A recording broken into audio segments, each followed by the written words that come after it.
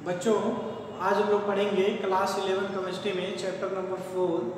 Chapter number 4 में आप देखेंगे यहाँ पर रासायनिक बंध बनने का कारण क्या होता है। रासायनिक बंध बनने का क्या कारण होता है, जैसे कोई परमाणु जो होता है आपस में बंध क्यों बनाता है और उसका अस्थायित्व पर क्या प्रभाव पड़ता है, तो उसमें इसको हम लोग आज सीखेंगे। तो इसमें सबसे पहला जो कारण है, सबसे पहला कारण है लुईस अस्टक नियम, लुईस ऑक्टेट रूल्स। ये क्या होता है इसको समझेंगे। यहाँ पर देखिए कि लुईस अस्टक का नियम ये कहता है कि किसी भी तत्व का यदि इलेक्ट्रॉनिक कॉन्फ़िगरेशन करते हैं, यदि किसी तत्व का इलेक्ट्रॉनिक कॉन्फ़िगरेशन करते हैं तो उसका सबसे बाह्यतम कोश में उपस्थित इलेक्ट्रॉन जो होंगे वो सबसे बाह्यतम कोश में 8 इलेक्ट्रॉन होना चाहिए। यहाँ पर हीलियम को छोड़ करके, हीलियम में देखेंगे 2 इलेक्ट्रॉन, इसके सबसे बाह्यतम कोश में 2 इलेक्ट्रॉन होंगे। तो यहाँ पर लुईस के अस्टक नियम यही कहता है किसी भी तत्व का इलेक्ट्रॉनिक कॉन्फ़िगरेशन करने पर तो उसके बाह्यतम कोश में यदि 8 इलेक्ट्रॉन रहता है तो वो क्या हो जाता है, अपने आप में अस्थायी हो जाता है। तो यहाँ पर एक कारण ये है कि जब कोई तत्व के इलेक्ट्रॉनिक कॉन्फ़िगरेशन करने पर यदि उसके बाह्यतम कोश में 8 इलेक्ट्रॉन नहीं है तो एक इलेक्ट्रॉन होने के लिए वो क्या बनाता है, वहाँ पर वो बंध बनाता है। तो जैसे यहाँ पर हमने बात किया कि हीलियम को छोड़ करके, हीलियम का इलेक्ट्रॉनिक विन्यास 2 है, तो ये कह सकते हो अक्रिय गैस के जैसा वो अपना इलेक्ट्रॉनिक विन्यास यहाँ पर बनाना चाहता है। जैसे अक्रिय गैस में हम बात करें, जैसे यहाँ पर helium, neon, argon, krypton, xenon, radon, ये सभी है। यहाँ पर देखेंगे इसका यहाँ पर एटॉमिक नंबर ये 2 है, यहाँ पर देखेंगे 10, यहाँ पर 18, यहाँ पर 36, ये हो जाएगा 54 और ये हो जाएगा 86। ये देखेंगे सभी का एटॉमिक नंबर है। अब यदि हम इसका इलेक्ट्रॉनिक कॉन्फ़िगरेशन करते हैं, इलेक्ट्रॉनिक कॉन्फ़िगरेशन करेंगे, ये सभी हमारा क्या है, अक्रिय गैस है। तो अक्रिय गैस है यानी कि इसका इलेक्ट्रॉनिक विन्यास यहाँ पर करेंगे, ये हो जाएगा 2, यानी कि यहाँ पर होगा इसका 2 और इसका क्या हो जाएगा 2 8। अब यहाँ पर इसका क्या हो जाएगा 2, यहाँ पर हो जाएगा 1, 2 1 2 1 और 1। इसका हो जाएगा यहाँ पर 2 1 18। यहाँ पर क्या हो जाएगा, यहाँ पर इसका इलेक्ट्रॉनिक कॉन्फ़िगरेशन देखेंगे 36 का यदि हम इलेक्ट्रॉनिक कॉन्फ़िगरेशन करते हैं तो यहाँ पर कितना हो जाएगा 2 8 18। ठीक है।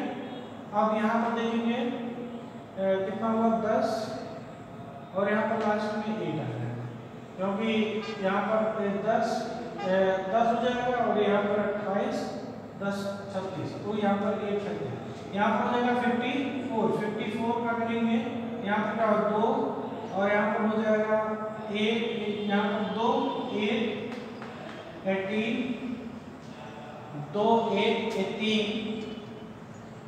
ये होगा 10 और 28, यहाँ पर कितना हो जाएगा 2 1 18, यहाँ पर ये हो जाएगा 2 1 18, यहाँ पर इसका हो जाएगा 2 1 18 और कितना होगा 8 2 10, ये होगा 36 और 10 46 में 8 अगर जोड़ देंगे तो हो जाएगा कितना 54। इस तरीके से इसका भी करेंगे 2 8 18 और 32, 2 8 18 32 और यहाँ पर करेंगे 2 8 18 32 और 18 8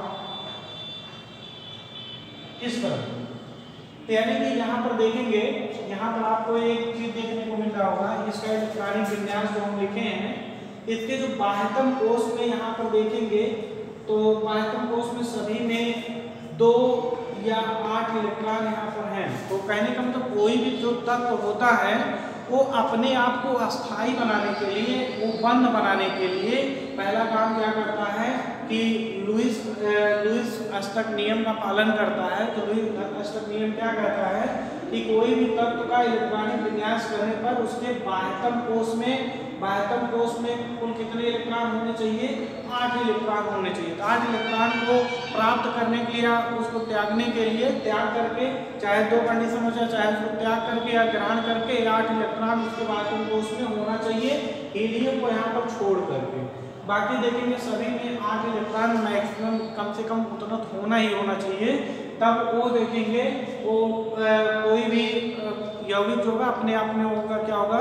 अस्थायी होगा। तो ये उसका पहला ही कारण है। ठीक है, तो इस प्रकार से यहाँ पर अगर हम इसमें बात करें तो इसमें जो इसका इलेक्ट्रॉनिक कॉन्फ़िगरेशन जो यहाँ पर ये हो जाएगा 1s2 2s2, तो यहाँ पर ये हो जाएगा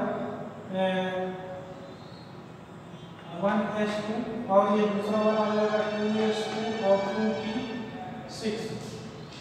यहाँ पर देखिए हम पूरा इलेक्ट्रॉनिक कॉन्फ़िगरेशन नहीं लिख रहे हैं, सिर्फ यहाँ पर ये लास्ट का लिख रहे हैं, यानी कि यहाँ पर हो जाएगा 3s2 और 3p6 और यहाँ पर हो जाएगा 4s2 और 4p8 और यहाँ पर हो जाएगा 5s2 और यहाँ पर हो जाएगा 5p8, यहाँ पर हो जाएगा 6 और यहाँ पर हो जाएगा 6s2 और यहाँ पर 6p6। तो इस तरीके से हो जाएगा यहाँ पर 1 2 3 4 5 6। इस तरीके से यहाँ पर एक दूसरे का इलेक्ट्रॉनिक कॉन्फ़िगरेशन इस तरीके से भी किया जा सकता है। तो जिसमें सबसे बाह्यतम कोष में देखेंगे, सबसे बाह्यतम कोष में यहाँ पर 8 इलेक्ट्रॉन यहाँ पर उपस्थित है। इस प्रकार से यहाँ पर ये सबसे बाह्यतम कोष में 8 इलेक्ट्रॉन यहाँ पर क्या है? उपस्थित है। और दूसरा कारण क्या है? दूसरा कारण है बंध से जुड़े तत्वों की अपनी स्थितिज ऊर्जा घटाने की प्रवृत्ति रखता है। दूसरा कंडीशन है कि यहाँ पर बंध से जुड़े तत्वों की अपनी स्थितिज ऊर्जा घटाने की प्रवृत्ति। इसको समझेंगे कि जैसे क्या होता है, कोई तत्व में यहाँ पर स्थितिज ऊर्जा जो होती है, स्थितिज ऊर्जा का मान क्या होता है? अधिक होता है। तो जिसमें देखेंगे जिस तत्व में स्थितिज ऊर्जा का मान जितना अधिक होगा, तो जब किसी से वो जुड़ेगा तो स्थितिज ऊर्जा का मान क्या करेगा? कम करके वो आपस में जुड़ता है, यानी कि बंध बनाता है। तो जो यहाँ पर ये कह सकते हैं जो बंध बनाता है, तो इसमें से कुछ ऊर्जा मुक्त होती है, जिसे हम क्या कहते हैं? बंध ऊर्जा कहते हैं। ठीक है, अब यहाँ पर देखेंगे हमने क्या बोला कि कोई भी परमाणु स्वतंत्र अवस्था में कहने का मतलब वो कहता है वो हर एक परमाणु ये क्या होता है? वो अपने आप को अस्थायी बनाना चाहता है। तो अस्थायी बनाने के लिए क्या करता है कि जब दोनों आपस में जब जुड़ते हैं तो उसके स्थितिज ऊर्जा के मान में कुछ ना कुछ कमी आती है। तो उस कमी के कारण जो है, यानी कि उसमें कह सकते हैं ऊर्जा मुक्त होती है, जिसे क्या कहते हैं? बंध ऊर्जा कहते हैं। उस बंध ऊर्जा की कमी के कारण जो है क्या बनाता है? बंध से जुड़े तत्वों की अपनी स्थितिज ऊर्जा घटाने की प्रवृत्ति, यानी कि ऊर्जा घटने के बाद जो है वो रासायनिक बंध बनाता है। यानी कि इस प्रकार से कह सकते हैं यहाँ पर। इसके विपरीत यदि ऊर्जा में वृद्धि हो जाती है, कहने का मतलब अगर से दोनों के ऊर्जा में जैसे एक तो ये होता है कि दोनों में अगर से ऊर्जा यहाँ पे वृद्धि हो रही है, जब ऊर्जा की वृद्धि होगी तो ये दोनों आपस में बॉन्ड नहीं बनाएंगे। इतना ध्यान रखना है कि बॉन्ड तभी बनाएंगे जब यहाँ पे ऊर्जा के मान में कमी होता है। तो जो ऊर्जा के मान में कमी होता है उसको बंध बनने में ऊर्जा की जो कमी होती है उसी को बंध ऊर्जा कहते हैं। ठीक है, अब यहाँ पर देखेंगे जो आपस में यहाँ पर जब दोनों आपस में मिलते हैं तो जब इसमें कुछ ऊर्जा में कमी आती है तो उसको हम क्या कहेंगे? वहाँ पर उसको हम लोग बोलेंगे ही कि यहाँ पर ये आपस में बंध बनाता है, जबकि जब इसमें ऊर्जा का मान अधिक होता है तो ये आपस में बंध नहीं बनाता है। तो यहाँ पर अगर से हम इसकी बात यहाँ पर करें, ये देखेंगे वैद्युत स्थैतिक, यहाँ पर वैद्युत स्थैतिक और द्विध्रुव द्विध्रुव, ये इसके कारण जो है यहाँ पर ये कह रहे हैं द्विध्रुव, ये आकर्षण बल वैद्युत स्थैतिक आकर्षण बल और द्विध्रुव आकर्षण बल, इनके कारण जो है यहाँ पर कह सकते हैं, ये कह सकते हैं वांडर वाल्स बल्स भी होता है, वांडर वाल्स बल, ये सभी यहाँ पर अप्लाई होते हैं। कहने का मतलब जब दोनों परमाणु आपस में बंध बनाते हैं तो किस वजह से बनाते हैं, एक वैद्युत स्थैतिक के कारण, द्विध्रुव आकर्षण के कारण, वांडर वाल्स बल के कारण, ये सभी जो है ये आपस में क्या करते हैं, बंध बनाते हैं। ठीक है, अब यहाँ पर देखेंगे जब दो परमाणु आपस में यहाँ पर एक, इन दोनों के प्रति क्या हो सकता है, आकर्षण भी हो सकता है, प्रतिकर्षण भी हो सकता है, कि चाहे ये दोनों बंध बनाएंगे जरूर, चाहे वो आकर्षण करके बनाए या प्रतिकर्षण करके बनाए, यहाँ पर ये दोनों यहाँ पर ये बनाएंगे जरूर। ठीक है, तो ये था, इसलिए जो यहाँ पर रासायनिक बंध ये बनाते हैं।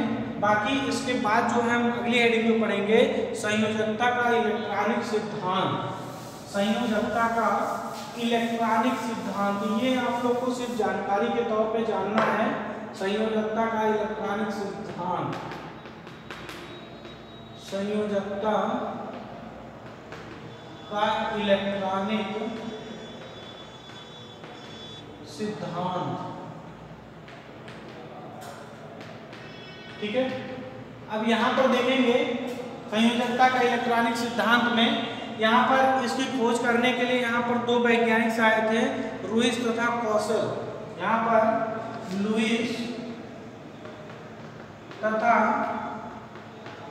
कौशल, ये दो वैज्ञानिक आए थे, जिसमें संयोजकता का, यहाँ पर संयोजकता का इलेक्ट्रॉनिक सिद्धांत दिया, जिसमें देखेंगे लुईस ने एक कार्बनिक के ऊपर दिए, जबकि ये देखेंगे अकार्बनिक, यहाँ पर क्या दिए, अकार्बनिक के ऊपर दिए।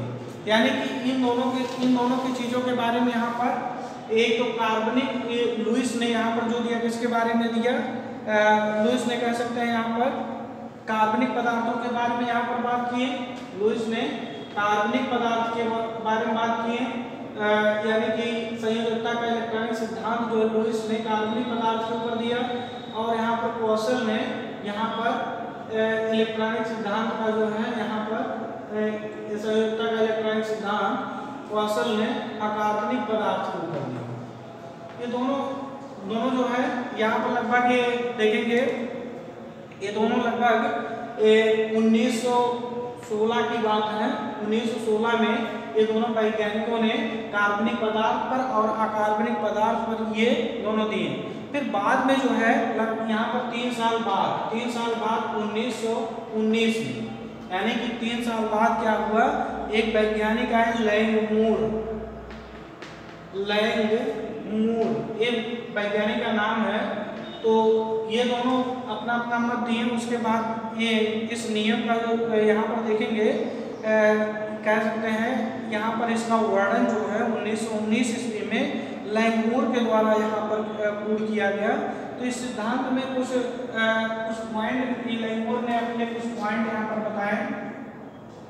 तो पॉइंट में क्या इन्होंने बताया, तो उसको यहाँ पर देखेंगे। सबसे पहली बात तो यहाँ पर लैंगमूर ने ये बताया कि किसी तत्व की संयोजकता जो होती है वो तत्व की बाह्यतम कक्षा में उपस्थित इलेक्ट्रॉनों की संख्या पर निर्भर करता है। यदि बाह्यतम कोश में 2 अथवा 8 इलेक्ट्रॉन होते हैं, जो यहाँ पर हमने अभी भी बताया था कि कोई भी तत्व के बाह्यतम कोश में कुल कितने इलेक्ट्रॉन हैं, यानी कि उस पर निर्भर करता है, उसके बाह्यतम कोश में 2 इलेक्ट्रॉन है या 8 इलेक्ट्रॉन है। ये आपकी पहले पॉइंट में इन्होंने बताया कि इन्होंने संयोजकता का इलेक्ट्रॉनिक सिद्धांत लैंगमूर ने पहले पॉइंट में क्या बताया कि किसी तत्व के बाह्यतम कोश में उपस्थित इलेक्ट्रॉनों की संख्या, यानी कि इलेक्ट्रॉनों की संख्या 2 अथवा 8 के ऊपर यहाँ पर निर्धारित किया कि उसके आधार पर यहाँ पर संयोजकता का इलेक्ट्रॉनिक सिद्धांत दिया। और दूसरी चीज इन्होंने ये बताया कि अगर से यहाँ पर इसके बाह्यतम कोश में 2 अथवा 8 इलेक्ट्रॉन नहीं है, तो उसमें वो चाहे उसको ग्रहण करके अथवा त्याग करके उसके बाहतम कोष में या तो ग्रहण करके यहाँ पर ग्रहण करके या उसी को त्याग करके या इलेक्ट्रॉन का त्याग करके उसके बाह्यतम कोष में 8 इलेक्ट्रॉन बनाने की प्रवृत्ति रखना चाहिए, रखना होता है।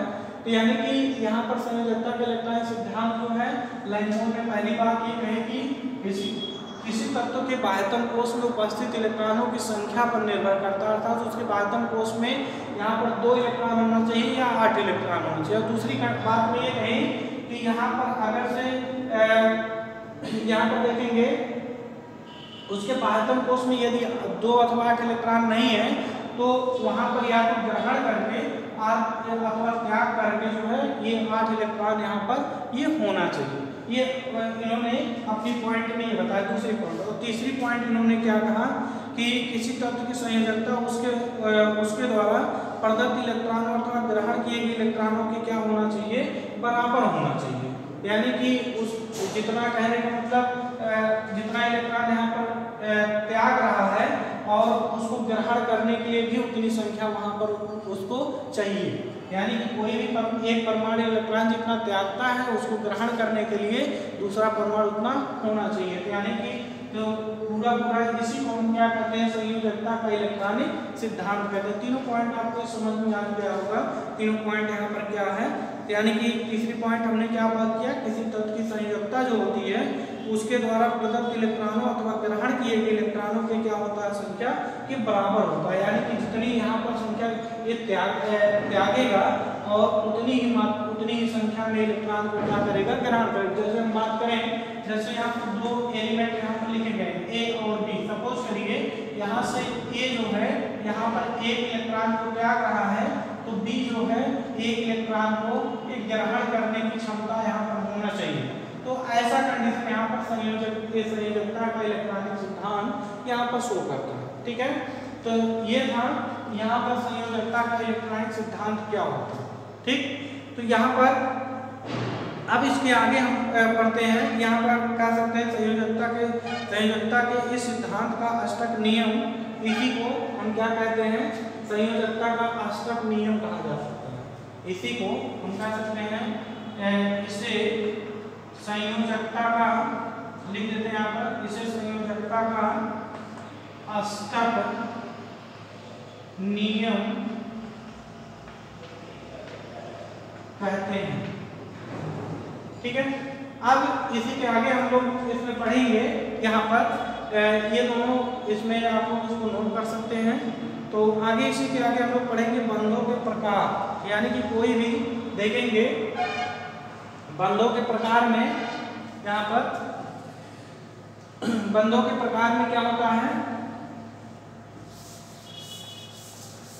देखिए जितने भी एलिमेंट है, एलिमेंट से अधिक जो है यहाँ पर यौगिक होते हैं। कहने का मतलब जितने अभी तक एलिमेंट की खोज हुई है उसके कई गुना जो है यौगिक उपस्थित है। यानी कि इसका कारण क्या हो सकता है, इसका कारण यही है कि कई तत्व जो होते हैं वो आपस में दूसरे तत्व से वो अपक्रिया करके वो यौगिक बना लेते हैं। जैसे यहाँ पर हम बात करें कार्बन और हाइड्रोजन आपस में मिल करके यहाँ पर ये यौगिक बना लेते हैं। जैसे CH4 बना लिया, C2H6 बना लिया, यहाँ पर देखेंगे या C2H4।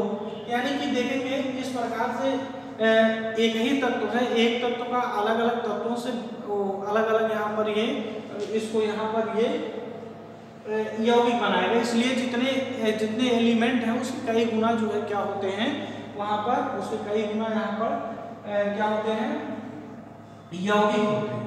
तो इसके आधार पर यानी कि बंधों के प्रकार में, बंधों के प्रकार में कह सकते हैं किसके आधार पर यहाँ पर बंध जो है 2 प्रकार के यहाँ पर कह सकते हैं 2 प्रकार के होंगे। एक तो कंडीशन यहाँ पर ये है इलेक्ट्रॉन का त्याग। जैसे जो पहला चीज होगा इलेक्ट्रॉन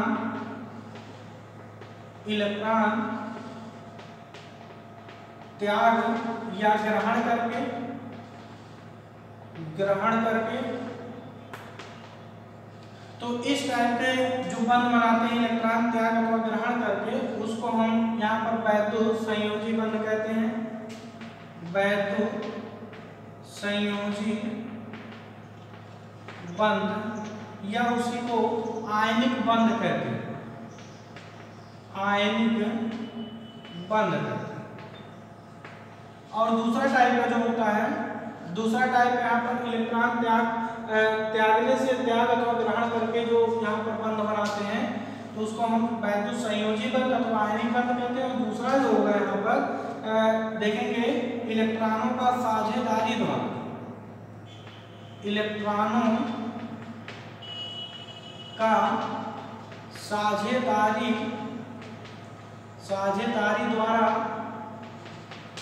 साझेदारी द्वारा बंध जो बनाते हैं, उसको हम क्या कहते हैं, सहसंयोजी बंध कहते हैं, उसको हम सहसंयोजी बंध कहते हैं। दो टाइप का यहाँ पर इसमें कह सकते हैं यहाँ पर। और इसके आगे हम लोग यहाँ पर नेक्स्ट वीडियो में पढ़ेंगे कि यहाँ पर किस देखेंगे आयनिक बंध क्या होता है, सहसंयोजी बंध क्या होता है, इस पर बेस आपका एग्जाम्पल, ये आपका बहुत बेसिक चीज़ें था, ये आप अगर से नोट करना चाहें तो नोट कर सकते हैं, लेकिन आपको जानकारी के तौर पे जानकारी रहना चाहिए। तो ये बहुत मायने नहीं रखता कि आप इसको नोट ही कर लीजिए, तो ये आपको माइंड में ये आपको फीड रखना है। तो ये हम जो आगे अब पढ़ेंगे ये आपका इम्पोर्टेंट होगा। तो आज के लिए बस इतना ही, तो बाकी धन्यवाद।